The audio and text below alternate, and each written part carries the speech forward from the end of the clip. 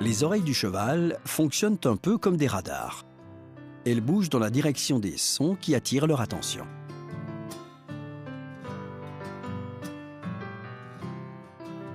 Avec les yeux, les oreilles constituent les éléments les plus importants du système de défense, jouant également un rôle fondamental dans la communication et le langage corporel du cheval. Situées au sommet de la tête, les oreilles possèdent des pavillons auriculaires dont l'angle de rotation peut aller jusqu'à 180 degrés. Ils permettent ainsi au cheval de percevoir les sons les plus légers et d'en déterminer la provenance. Mobilisés par 16 muscles, les pavillons auriculaires captent les vibrations et les analysent au moment où ils pénètrent dans le canal en forme d'entonnoir. Ainsi, l'origine de bruits relativement lointains peut être identifiée avec une très grande précision. Lorsque le cheval porte sa tête haute, son encolure relevée et ses oreilles droites, ses capacités de perception des bruits sont alors maximales. Les oreilles sont protégées par des poils assez denses qui empêchent les insectes d'y pénétrer ou la saleté de s'y loger. Durant les moments de pause ou au contraire d'efforts intensifs, le cheval maintient ses oreilles en position basse pour s'isoler ou éviter que l'eau n'y pénètre. Les deux oreilles fonctionnent indépendamment. En effet, l'une peut recevoir des informations provenant de l'environnement proche, tandis que l'autre se concentre sur les indications du cavalier. D'un point de vue physiologique, les mécanismes de l'oreille interne sont identiques chez le cheval et chez l'homme. Cependant, le cheval perçoit une gamme de sons bien plus large, que ce soit dans les hautes ou les basses fréquences. Un cheval qui n'entend pas bien se sent aussi démuni et vulnérable qu'un cheval qui ne voit pas bien. Des journées tranquilles et une atmosphère apaisée rassureront le cheval, alors que des conditions venteuses, par exemple, le rendront plus nerveux, car il devra analyser des dizaines de sons et de vibrations, comme des branches qui se cassent, les feuilles qui tombent, ou, s'il se trouve dans son box, tous les bruits venant de l'extérieur.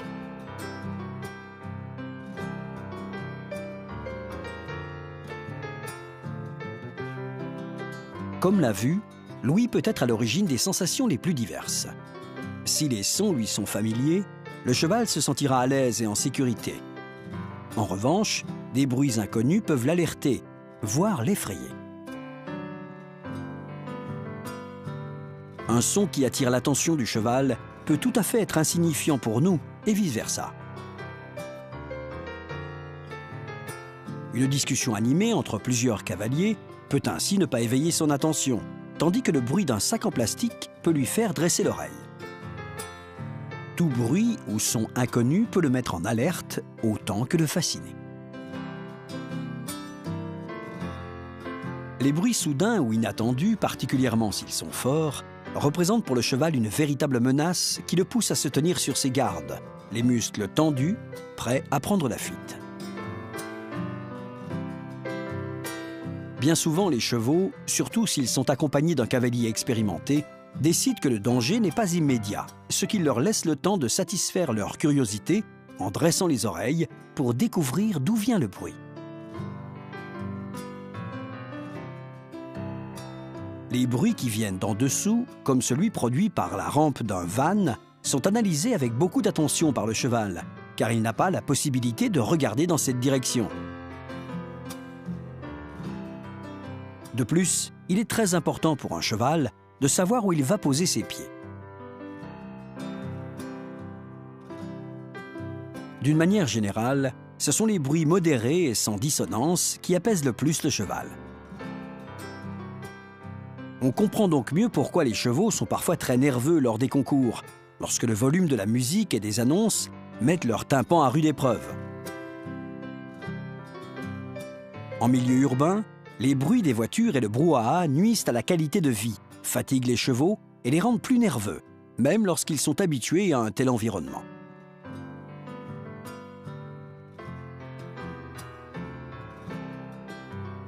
Des études ont démontré que les chevaux apprécient la musique douce et rythmique, à bas volume, tandis que la musique électronique ou trop forte les dérange.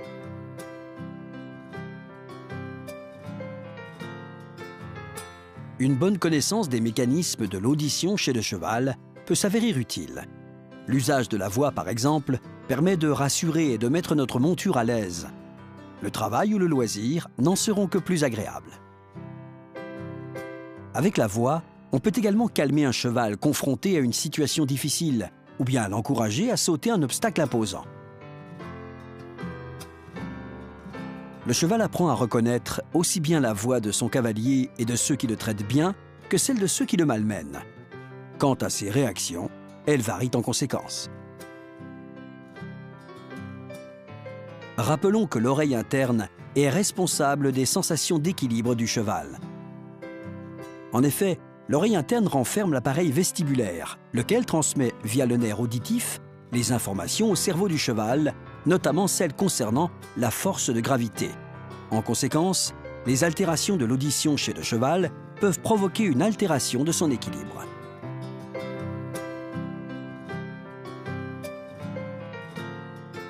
Ainsi, si l'on remarque que notre cheval a tendance à marcher en rond, en zigzag, ou bien vacille et se déplace plus d'un côté que de l'autre, il est conseillé de consulter un spécialiste afin de déterminer, grâce à un examen des oreilles, ce qui provoque ces troubles de l'équilibre.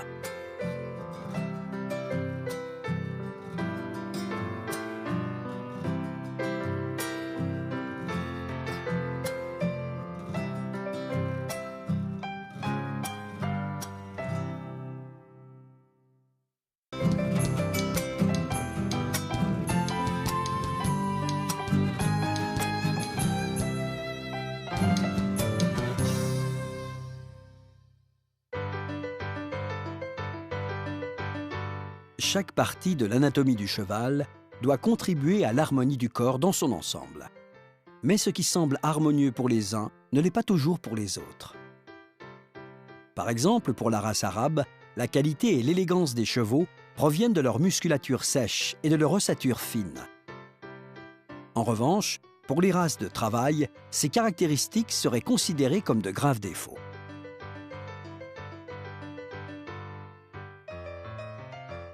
Lorsqu'on analyse en détail le bras d'un cheval, il est important de connaître le rôle des différents éléments qui le composent, notamment si l'on recherche une caractéristique bien précise.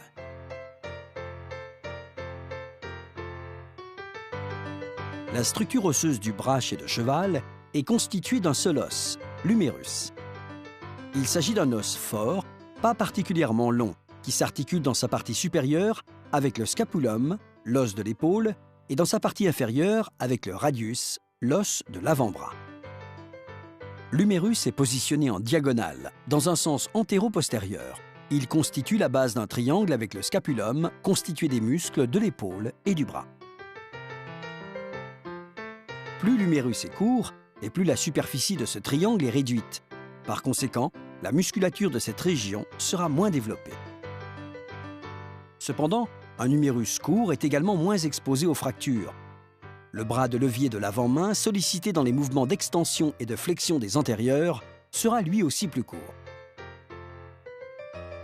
Voilà pourquoi, dans ce cas-là, les chevaux éprouvent plus de difficultés à soulever les antérieurs dans les allures rapides, comme lors des sauts.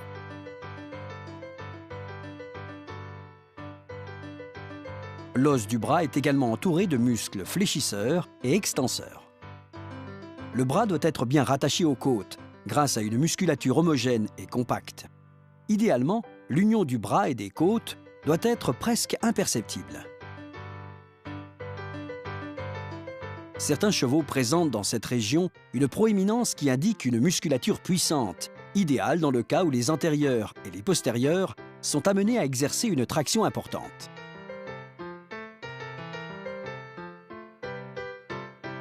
D'autres, en revanche, affichent une morphologie plus sèche, presque dépourvue de muscles, où l'on devine parfois les os.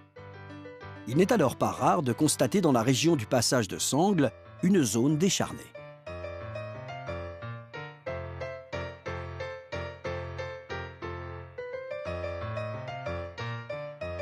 Dans de pareils cas, les antérieurs seront particulièrement faibles, ce qui constitue hélas un défaut notoire, notamment chez les chevaux destinés à la discipline du reining. En outre, Il faut veiller à ce que l'extrémité supérieure de l'humérus, qui s'articule au niveau du poitrail avec le scapulum, soit suffisamment protégée par la musculature, de manière à être bien protégée contre les coups, notamment dans le cas des chevaux qui travaillent avec le bétail. Chez les juments, cette région présente une musculature moins développée. Cette différence caractéristique entre mâles et femelles passe pourtant souvent inaperçue. Une musculature excessive chez la jument ne constitue pas seulement une particularité morphologique. Elle pourrait aussi être à l'origine de troubles de la fertilité, phénomène fréquent chez les juments présentant cette caractéristique. Un bras léger et peu musclé peut en revanche constituer un avantage chez les chevaux de randonnée et d'endurance. En effet, moins la masse musculaire du cheval est importante et moins il consomme d'oxygène. Toutes ces informations vont nous permettre d'avoir une idée plus détaillée du potentiel de notre cheval. Et à l'avenir, nous ne perdrons plus de temps à tenter de lui demander la lune.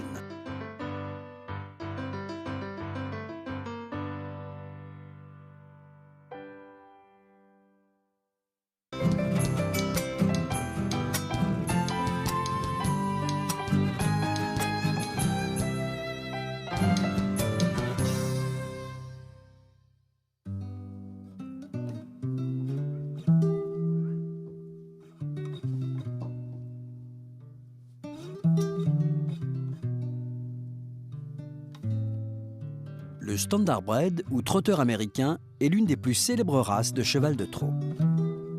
Ce cheval a été élevé principalement aux États-Unis, en particulier pour les courses. Il s'est en effet révélé être un trotteur exceptionnel, aussi bien pour les courses de trot attelé que de trot monté.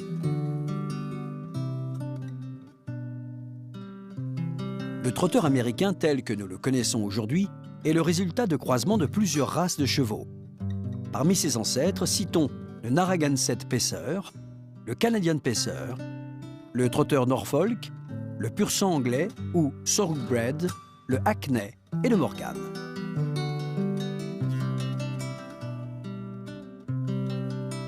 Hambletonian 10 vit le jour en 1849. C'était un descendant direct de Messenger, un pur-sang considéré comme l'étalon fondateur de la race du trotteur américain. Bien qu'il n'ait jamais couru, Hambletonian 10 engendra plus de 1300 poulains et pouliches, et c'est en 1879 que l'on utilisa pour la première fois le terme de Standardbred. Cette race est aujourd'hui considérée comme la plus rapide dans les courses de trot, une discipline qui compte environ 45 millions de passionnés à travers le monde. Star Pointer est resté dans l'histoire comme le premier trotteur américain à parcourir 1 mille en moins de 2 minutes. Quant à Varenne, le célèbre cheval de course italien, il est issu d'un trotteur américain. Le trotteur américain a également grandement participé à l'amélioration d'autres races dites de trot, comme le trotteur français et le trotteur russe. Ce dernier est d'ailleurs issu d'un croisement entre le trotteur d'Orloff et le trotteur américain.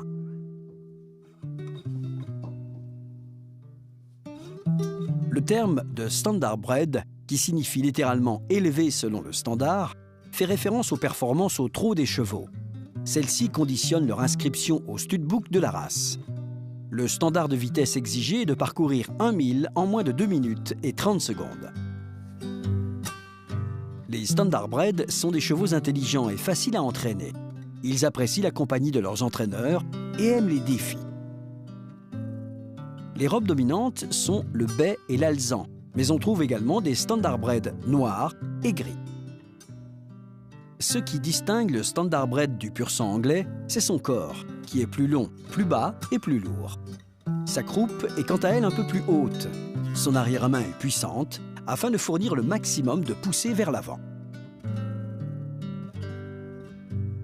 Les postérieurs et les jarrets doivent être certes puissants, mais également afficher une bonne conformation, condition fondamentale pour un bon trotteur.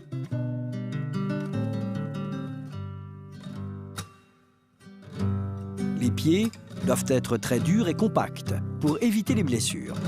La tête, de taille moyenne, est moins raffinée que celle du pur-sang. L'encolure, généralement solide, s'unit de manière harmonieuse avec une épaule longue et oblique et un garrot saillant et bien détaché. La hauteur au garrot du Standardbred se situe entre 1,52 m et 1,55 m. Comme nous l'avons vu, cette race est aussi appelée trotteur américain. Cependant, il est plus correct d'utiliser le terme de Standardbred, car cette race regroupe deux grandes catégories de chevaux, les trotteurs et les ambleurs. Les trotteurs se déplacent par bipèdes diagonaux alternés, c'est-à-dire l'antérieur gauche avec le postérieur droit et l'antérieur droit avec le postérieur gauche.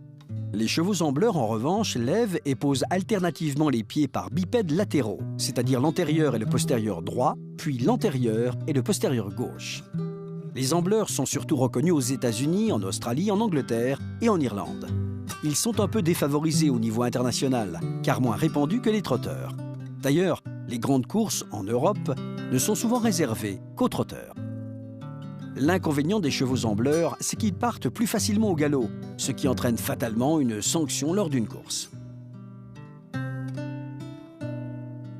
Mais les drivers expérimentés ne s'en soucient guère, car ils sont capables de sentir jusqu'où ils peuvent pousser leur cheval. Ce n'est qu'au début du XXe siècle que les ambleurs ont été reconnus à leur juste valeur. C'est à cette époque que furent inventés en Indiana des entraves ou abots, destinés à empêcher les ambleurs de rompre l'amble et de partir au galop. Dès lors, leur réputation n'a cessé de grandir, alors qu'on les considérait comme les vilains petits canards des courses de trot. Cependant, les entraves ou abots ne sont pas sans danger pour les chevaux. En effet, elles peuvent parfois incommoder l'animal et représenter un sérieux risque de blessure à grande vitesse. Il est évident que les risques sont moindres lorsque les membres du cheval sont libres de leurs mouvements. À propos des ambleurs, il faut savoir que plus les membres sont lancés vers l'avant et vers le bas, plus les chevaux gagnent en vitesse. De cette façon, il n'y a aucun risque que le cheval forge, c'est-à-dire que la pince du postérieur heurte le pied antérieur, puisque l'antérieur et le postérieur se lancent vers l'avant de façon simultanée. Les chevaux qui trottent naturellement, même à grande vitesse, sont généralement les plus rapides. De nos jours, il n'est pas rare de voir des chevaux, ambleurs et trotteurs confondus, parcourir le 1000 en 2 minutes. Il arrive même que certains ambleurs descendent jusqu'à 1 minute 50.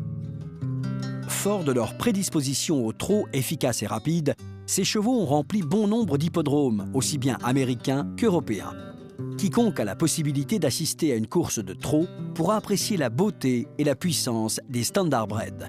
Le spectacle vaut le détour.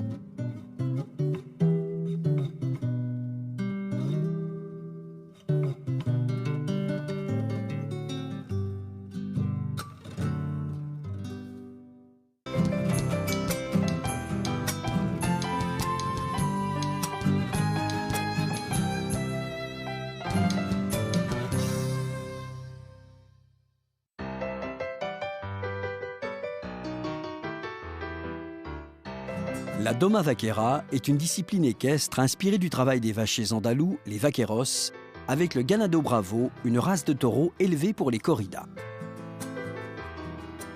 L'objectif principal de la discipline contemporaine est de mettre en valeur aussi bien l'équilibre du cheval que son obéissance et sa soumission au cavalier, dans des figures qui sont celles utilisées dans le travail des taureaux.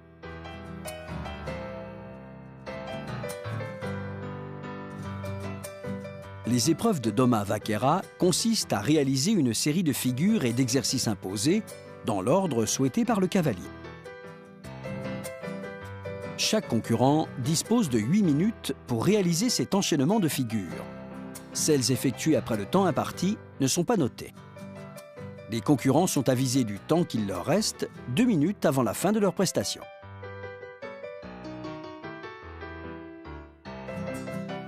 Ces figures doivent être réalisées en tenant les rênes dans la main gauche. En outre, il est interdit de céder de la voix ou d'un claquement de langue. Au nombre de 24, elles sont évaluées par les juges sur une échelle de 0 à 10. 1. La présentation du concurrent, l'examen de sa tenue, du harnachement, ainsi que du toilettage et de l'état de santé du cheval. 2. l'entrée au galop en ligne droite, puis l'arrêt pour saluer le président du jury, le salut devant s'effectuer durant l'immobilité du cheval. 3. La volte au pas, en veillant à la régularité du cercle et à l'incurvation de la tête à la queue. Les postérieurs doivent suivre les lignes tracées par les antérieurs.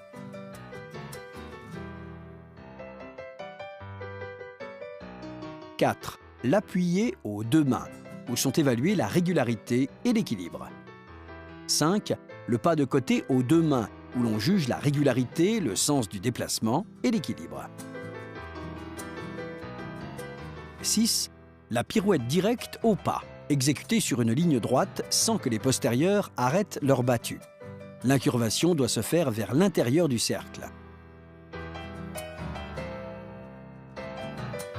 7. La pirouette renversée au pas, exécutée elle aussi en ligne droite, sans que les antérieurs arrêtent leur battue. L'incurvation se faisant cette fois vers l'extérieur du cercle. 8. Le demi-tour, qui consiste en une demi-pirouette de 180 degrés sur les postérieurs, exécutée au pas et en 3 temps. Le cheval doit se rassembler, tourner et retomber sur l'antérieur du côté où l'on tourne. 9. Le reculer avec départ au pas, avec au minimum 6 pas en arrière, un arrêt, puis 6 pas en avant, exécuté en ligne droite. 10. Le pas castellano, ou de travail, est court, s'effectue sur une ligne droite. Il faut maintenir la régularité de l'allure, le placé de l'encolure et du profil, et faire en sorte que le mosquero, le chasse-mouche, marque la cadence du mouvement. Les postérieurs doivent suivre les traces des antérieurs ou bien les dépasser. 11. La volte au galop avec resserrement de la volte, le cavalier devant maintenir le placé, l'équilibre, la régularité et l'incurvation du cheval, tout en veillant au bon engagement de ses postérieurs. 12. L'appuyer au galop aux deux mains, en maintenant toujours l'équilibre, la régularité et l'incurvation dans le sens du déplacement. 13. Le changement de pied sur une ligne droite, évalué en fonction de l'amplitude et de la fluidité des changements et des transitions. 14. Le galop à faux aux deux mains, à partir d'une ligne droite ou d'une volte au galop, tout en veillant à l'équilibre et à l'amplitude des mouvements. 15. Le demi-tour enchaîné sur les postérieurs, exécuté au galop avec un cheval rassemblé, en retombant sur l'antérieur qui se trouve du côté du demi-tour. 16. La pirouette au galop sur les postérieurs, tout en maintenant la régularité des battues et l'incurvation dans le sens du déplacement avant de sortir en gardant la cadence. 17. L'accéléré, qui consiste à partir au galop, ralentir, tourner, puis partir de nouveau au galop dans le sens inverse, en maintenant l'amplitude dans les allongements, sans tirer sur les rênes et sans faire un usage excessif des jambes.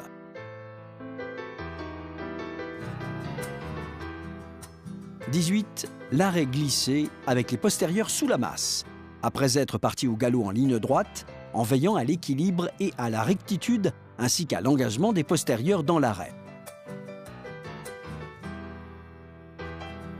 19. Le reculer avec départ au pas et au grand galop, toujours avec un minimum de 6 pas en arrière et de 6 pas en avant.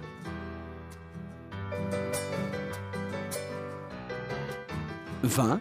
Le galop rassemblé, de travail et allongé, avec un départ aux deux mains en veillant à l'extension de la tête et de l'encolure, au galop allongé et rassemblé. 21. Le salut au centre de la piste après arrêt et immobilité, puis sortie au pas castellano sans lâcher les rênes. Au cours de l'épreuve seront également jugés 22. La soumission, l'impulsion et l'attitude du cheval. 23. L'assiette et la position du cavalier, ainsi que la correction de ses aides. 24. L'expression ou air vaquero, c'est-à-dire la capacité du cavalier à dominer et commander sa monture, avec spontanéité et sans monotonie. En effet, les juges évaluent chez le cavalier sa spontanéité, sa personnalité, ainsi que les risques qu'il prend pour combiner les exercices Autrement dit, sa faculté à apprécier le degré de difficulté dans la combinaison de la reprise sans considérer individuellement chacun des exercices.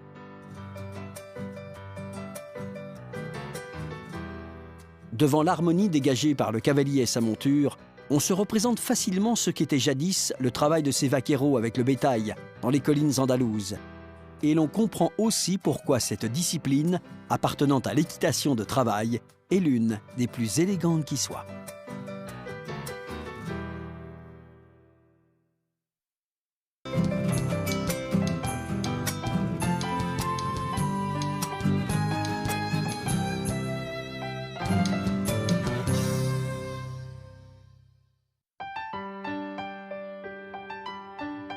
Jadis, les chevaux naissaient et vivaient tous en liberté. Les hardes s'établissaient là où elles pouvaient se nourrir et s'abreuver en toute quiétude. Au sein de chaque harde, dont l'importance était variable, les chevaux se protégeaient mutuellement des prédateurs et des chevaux étrangers qui pouvaient venir perturber leur tranquillité.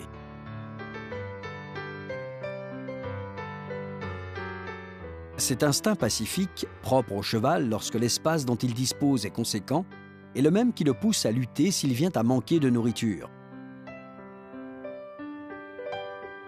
Le cheval sait reconnaître un espace réduit dans lequel la subsistance va s'annoncer difficile. Voilà pourquoi les difficultés ne tardent pas à apparaître lorsqu'un cheval est contraint de vivre dans un espace limité. Il a été démontré qu'un groupe de chevaux partageant le même espace doit être composé au maximum de 15 sujets, de préférence du même âge et du même sexe.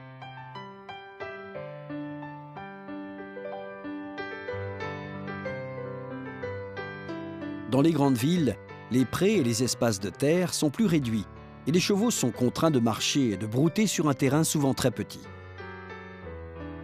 Il est donc nécessaire de savoir gérer à la fois les chevaux et les espaces pour éviter les difficultés tout en optimisant les réserves d'herbe et de fourrage. Lorsque l'on parle d'espace clos pour un cheval, il ne faut jamais oublier qu'il doit remplir deux fonctions essentielles.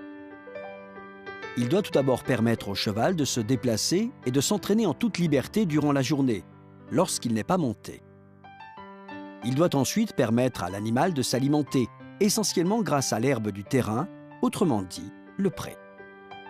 Pour la clôture, les palissades de bois constituent la meilleure solution, car elles sont bien visibles. Il est conseillé, dans ce cas-là, de limer les traverses situées en haut et en bas, car elles pourraient blesser le cheval.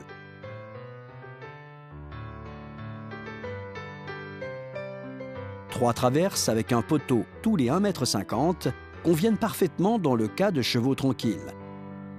Lorsque les palissades de bois s'avèrent trop onéreuses, le fil électrique constitue le système le plus répandu. En effet, le cheval étant particulièrement sensible au courant, c'est un moyen de clôture efficace. Il faut toutefois veiller à ce que le fil en question soit assez épais et bien visible afin d'éviter que le cheval ne le piétine. L'inconvénient, c'est que lorsque le fil se casse, le courant ne passe plus. Le cheval oublie alors ses réflexes de précaution.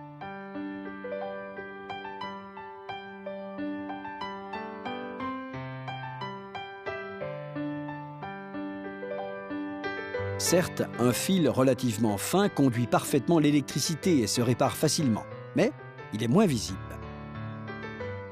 Après diverses expériences avec des fils d'épaisseur variable, il a été conclu que ce qui importait le plus n'était pas la taille ni l'épaisseur du fil, mais plutôt le générateur de courant qui l'alimentait.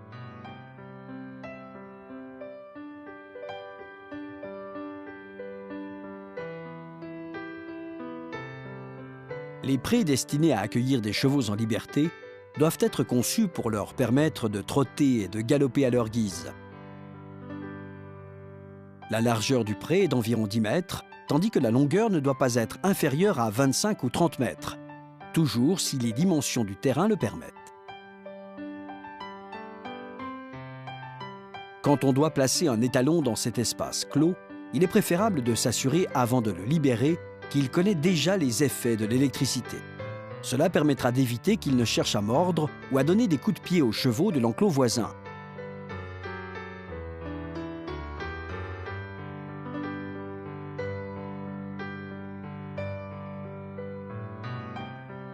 Enfin, lorsqu'on parle d'un espace destiné à nourrir les chevaux, autrement dit du pré, il est conseillé de diviser ce dernier au moins en 6 parcelles.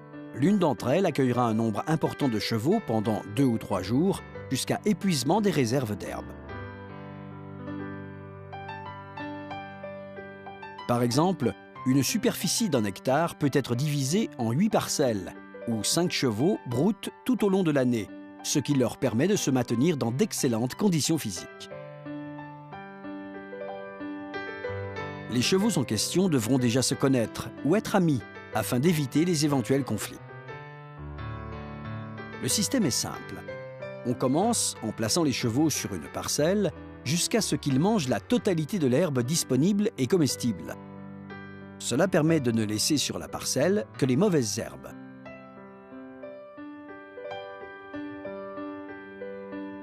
Lorsque les chevaux passent sur une autre parcelle, le pré, libéré de tout piétinement, repoussera naturellement, notamment grâce à la lumière abondante.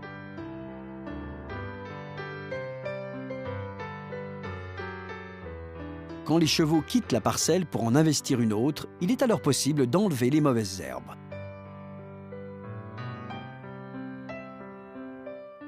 Les chevaux commenceront donc à brouter l'herbe d'une parcelle voisine, là encore jusqu'à épuisement. Ce système ne laisse pas la possibilité aux chevaux de choisir la qualité du pré. Ils doivent manger tout ce qu'ils trouvent à leur disposition, sans distinction.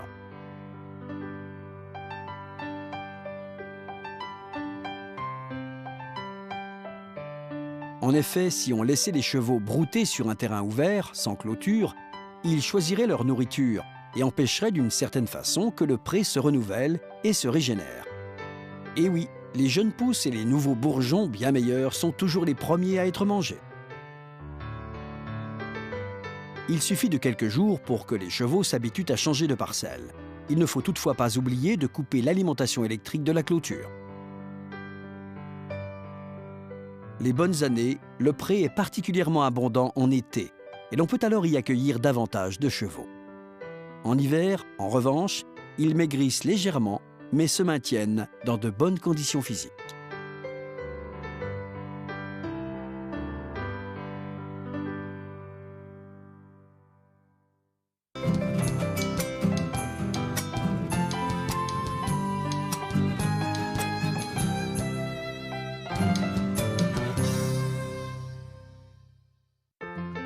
Depuis que l'homme a domestiqué le cheval et l'a utilisé pour ses différentes activités agricoles, il n'a cessé de mettre au point et d'améliorer toute une série d'accessoires destinés aussi bien à faciliter le contrôle de l'animal qu'à fournir aux cavaliers confort et sécurité. L'étrier constitue un élément incontournable de l'équitation et ses fonctions sont multiples. Les étriers ont été créés principalement pour permettre aux cavaliers de monter à cheval plus rapidement. Les premiers exemplaires étaient très sommaires et l'on ne s'en servait que du côté où l'on devait monter. Ils étaient alors constitués d'un petit bâton ou d'un os maintenu par un lacet de cuir ou une ficelle. Lorsque l'homme a compris que les étriers pouvaient également être très utiles pour garder l'équilibre, il en a placé un de chaque côté du cheval afin d'y glisser les pieds et de se maintenir beaucoup plus facilement en selle. Puis l'équitation a progressivement évolué, de nouveaux équipements sont apparus, ainsi que différentes façons de monter à cheval. Quant aux étriers, 2 écoles ont vu le jour. D'un côté, la monte dite à la brida, c'est-à-dire avec des étriers longs faisant descendre les jambes du cavalier très bas. De l'autre, la monte à la ginetta, autrement dit avec des étriers courts permettant au cavalier de se tenir en suspension sur le cheval et donc d'aller plus vite. De nos jours, on trouve essentiellement 3 manières de porter les étrivières et les étriers. En équitation western, les étriers sont en général placés légèrement derrière la sangle, la bande de cuir passant sous le ventre du cheval pour maintenir la selle. Les étriers se portent donc longs, obligeant le cavalier à se tenir très droit, avec les jambes assez bas. Le poids du cavalier se déplace ainsi derrière le centre de gravité du cheval, ce qui oblige ce dernier à se porter en avant en sollicitant en particulier ses postérieurs. En équitation classique, les étriers se situent précisément juste au-dessus de la sangle. De la sorte, les épaules du cavalier, ses hanches et ses jambes sont parfaitement alignées avec le centre de gravité du cheval, offrant plus de confort et d'équilibre à ce dernier. Enfin, sur les selles de randonnée, on peut noter que les étriers sont souvent placés devant la sangle, assurant au cavalier une assise plus confortable. La randonnée sera plus agréable et moins fatigante, mais cette position restreint les possibilités du cavalier de contrôler sa monture puisque l'usage des jambes se trouve limité. À ce propos, certains styles d'équitation privilégient les éperons avec une longue tige pour renforcer l'action de la jambe.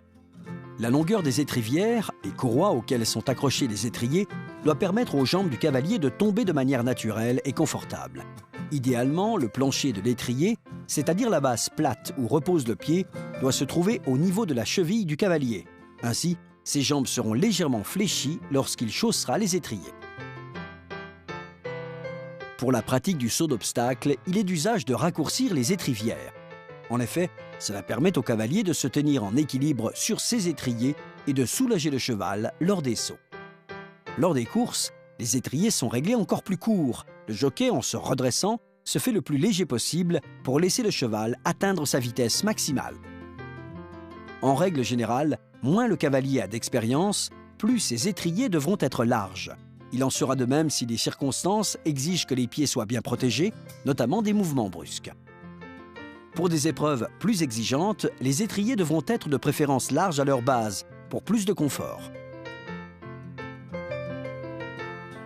Mais l'inconvénient des étriers dont le plancher est relativement large, c'est qu'ils sont plus lourds et plus difficiles à balancer en avant ou en arrière. Si un cavalier expérimenté y parvient tout naturellement, un débutant éprouvera, lui, plus de difficultés. Il devra pour ce faire se détendre et se mettre en confiance.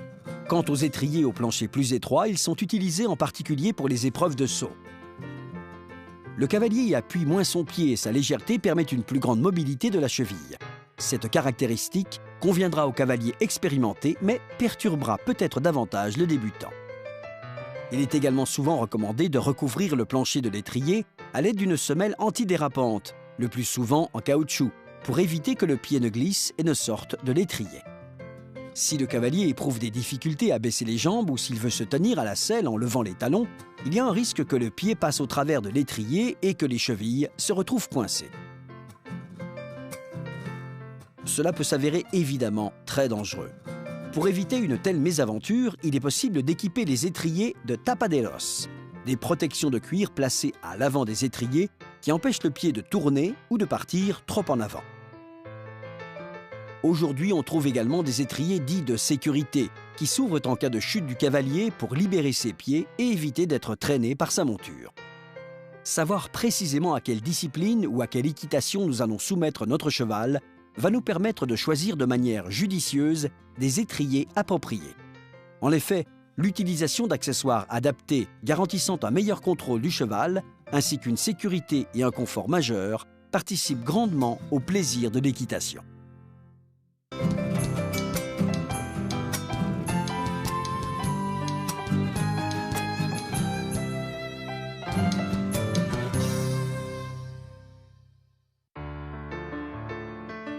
La monture que nous avons choisie pour illustrer toutes les étapes du dressage progresse chaque jour davantage dans son apprentissage. Le moment tant attendu où il va falloir monter notre cheval approche. Il nous paraît utile de faire répéter à notre jeune monture certains exercices particulièrement conseillés pour préparer au mieux cette échéance. On commencera par la faire travailler à la longe, de manière à ce qu'elle soit bien détendue. Puis on l'emmènera partout où elle sera amenée à travailler avec un cavalier en selle, de manière à éviter d'éventuelles surprises ou complications futures. Il est conseillé de l'emmener dans tous les endroits qui nous viennent à l'esprit et de la confronter à différentes situations. La compagnie d'un cheval tranquille et inoffensif peut être par exemple très utile. Il faudra bien sûr seller plusieurs fois notre cheval, en enlevant et en remettant la selle dans différents endroits et avec différents accessoires, afin de le familiariser avec l'ensemble des équipements, notamment les étriers, sans que cela ne l'effraie. La sangle, par exemple, n'est pas toujours bien acceptée par les chevaux. Il faut donc les habituer à la sensation de pression, puis de relâchement qu'elle exerce sur eux, en prenant soin de modifier le rythme de nos gestes. Si la selle effraie définitivement le jeune cheval, une solution efficace consiste, avant de le seller, à soulever et entraver l'un de ses antérieurs pour éviter d'éventuels coups de pied de sa part. On poursuit ensuite avec l'embouchure, qu'il faudra placer puis ôter de la bouche du cheval jusqu'à ce qu'il l'accepte sans résistance. Il ne faut pas oublier de s'aider d'un doigt pour pousser le cheval à ouvrir sa bouche, en veillant à ne pas toucher ses dents. Si l'on travaille à la corde, il est recommandé de toujours débuter par des exercices au pas. Les rênes fixes, destinées à fléchir sa nuque, permettront au cheval d'accepter plus facilement la présence de l'embouchure. Il faut aussi travailler les transitions, autrement dit les changements d'allure, jusqu'à ce que notre cheval soit en mesure de maintenir chacune d'entre elles, le pas, le trot, puis le galop, de façon continue et avec une certaine aisance. Il faut veiller dans ce cas-là à ce que son encolure soit bien relâchée. Avec les 2 rênes longues, nous lui transmettrons les indications suivantes: pas, arrêt, reculer, volte, arrêt, demi-arrêt. Si le cheval montre de bonnes dispositions lors de ces exercices, il est légitime de penser qu'il en sera de même lorsque nous serons en selle. En revanche, si le cheval se montre hésitant dans le travail aux longues rênes, cela peut à l'avenir compliquer les choses, car rien ne garantit que nous serons capables de contrôler ses réactions. Il est temps à présent de travailler la position du corps pour monter et se tenir en selle correctement. Il faut donc commencer par s'exercer à monter en selle, après avoir pris soin d'attacher notre monture dans un endroit adapté à ce genre d'exercice. En se tenant debout aux côtés du cheval, au niveau de son flanc gauche, il faut placer notre main gauche sur son encolure, devant la selle. Puis, il faut saisir avec la main droite l'étrier gauche pour y enfiler notre pied.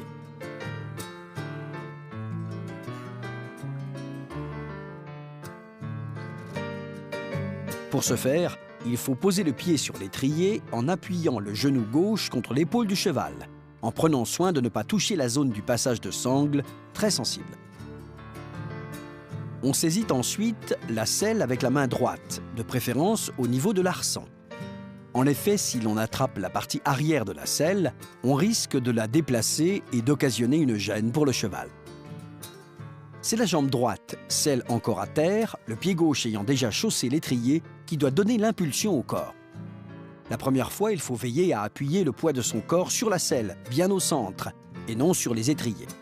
Certains commettent parfois cette erreur, qui peut procurer au cheval une sensation désagréable et parfois même déplacer la selle. Puis, il faut aller toucher le côté droit du cheval, avec notre main droite, en le caressant par exemple. Lorsqu'on sent qu'il est bien détendu, le moment est idéal pour monter en faisant passer notre jambe droite au-dessus de la selle. Il est important de bien fléchir le genou et de ne pas trop tendre la jambe, la tension pouvant favoriser l'apparition de crampes. Il est vivement conseillé d'éviter de toucher ou d'effleurer la croupe du cheval, car cela pourrait l'effrayer. Au moment de faire retomber tout le poids de notre corps sur le dos du cheval, la douceur doit être de mise. Il faut par exemple faire le moins de bruit possible au moment de s'appuyer sur la selle. En effet, si l'on fait trop de bruit, cela signifie que nous avons déchargé tout notre poids avec brutalité et le cheval n'apprécie que modérément.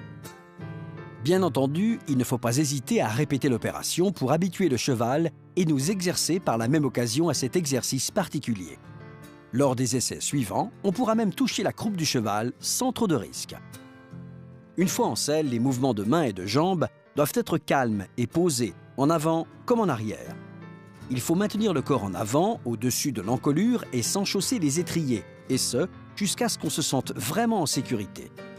Ainsi positionné, accroché à l'arçon, on peut descendre en sautant sans aucun risque.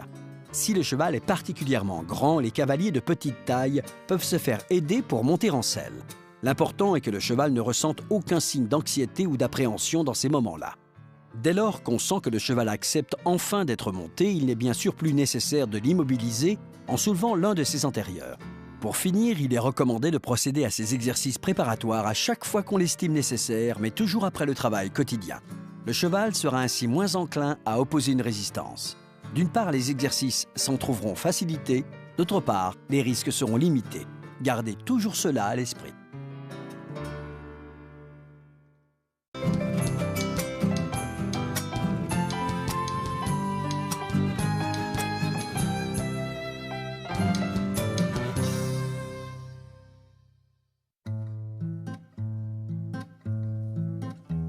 Les chevaux ont une prédisposition naturelle à se protéger des prédateurs et à fuir devant la menace qu'ils représentent. Le cheval fait partie de la catégorie des proies et possède donc des yeux latéraux, lui permettant de détecter l'arrivée des prédateurs. L'homme, quant à lui, appartient à la catégorie des prédateurs. Ses yeux sont donc frontaux. Si un homme se place face à un cheval et tente de l'attraper, la réaction la plus probable de l'animal, d'après ce que nous avons dit, sera de fuir.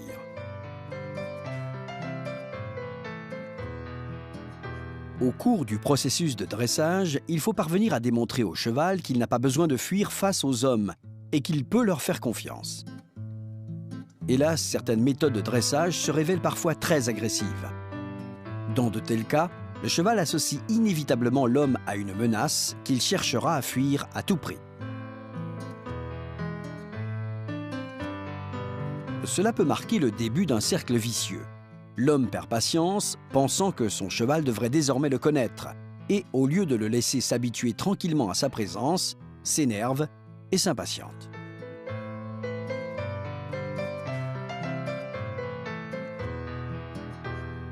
De son côté, le cheval se montre de plus en plus hésitant et méfiant, car il se sent menacé. Cette confrontation peut se répéter ensuite maintes et maintes fois, et ce qui au départ devait ressembler à un jeu se transforme souvent en un affrontement. Il faut donc d'abord emmener le cheval dans un enclos, celui où l'on travaille d'ordinaire, puis le laisser seul. Car il est difficile de s'occuper de plusieurs chevaux en même temps. On commence par le faire tourner en rond dans l'enclos.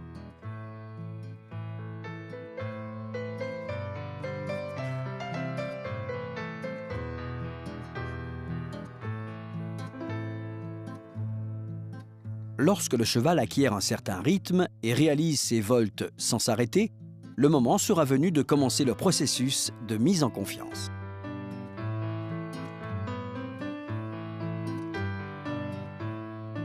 La première chose qu'il faut faire est de l'obliger à nous regarder en face. En effet, il ne faut pas rester à portée d'un coup de pied de sa part. Cela le placerait dans une position pour le moins avantageuse. Pour que le cheval nous regarde dans les yeux, on dispose d'une série de mouvements destinés spécialement à cet effet. L'objectif est de montrer au cheval qu'à chaque fois qu'il nous regarde en face, aucune pression particulière ne lui est imposée.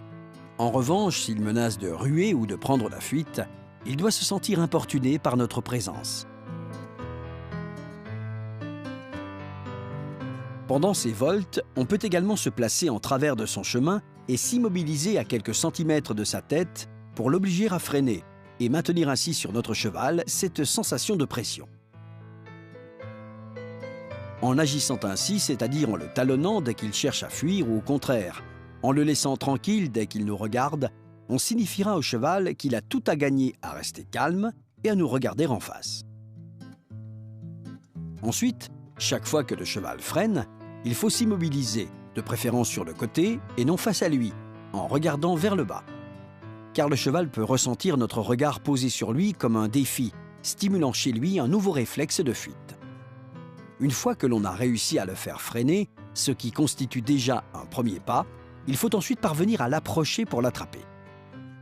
La première recommandation, c'est d'effectuer des mouvements d'approche vers le cheval qui soient lents et posés et qui respectent son rythme plutôt que le nôtre.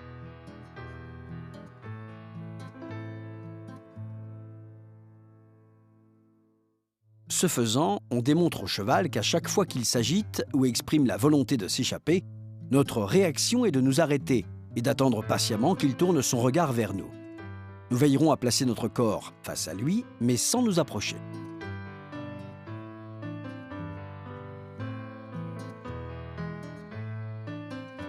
Quand on estime que le cheval est calme et attentif à nos gestes, on peut alors commencer à s'approcher de lui. Le mieux, c'est d'avancer en zigzag, en veillant bien à ce qu'il suive du regard tous nos mouvements. Petit à petit, la distance qui nous sépare de notre cheval diminue. Le moment où il va falloir tenter de l'attraper est donc imminent. Il vaut mieux marquer un petit temps d'arrêt avant de repartir en avant.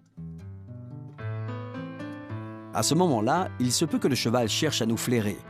Désormais, il nous reconnaît et sait que nous avons respecté son rythme sans le brusquer.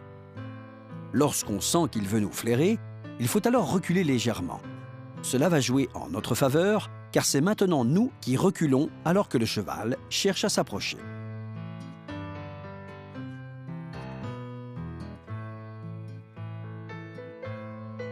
Ensuite, il faut se placer de nouveau face à lui, puis avancer tout doucement.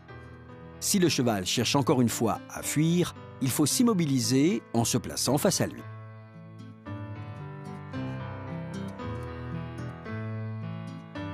Le moment est enfin venu d'attraper le cheval en saisissant son licol par le dessous. Il faut bien sûr éviter les gestes brusques et ne lever ni la main ni le bras. Trop proche de ses yeux, ces mouvements indistincts pourraient l'effrayer.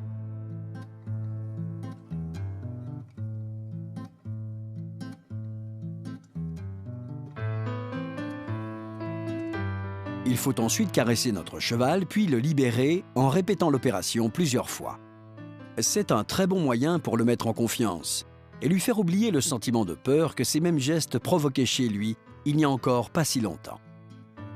Après avoir identifié la cause de ces réactions de fuite, nous sommes donc parvenus, en respectant son rythme et en nous montrant patients, à renforcer le lien qui nous unit à notre cheval sans céder à la tentation de la seule autorité.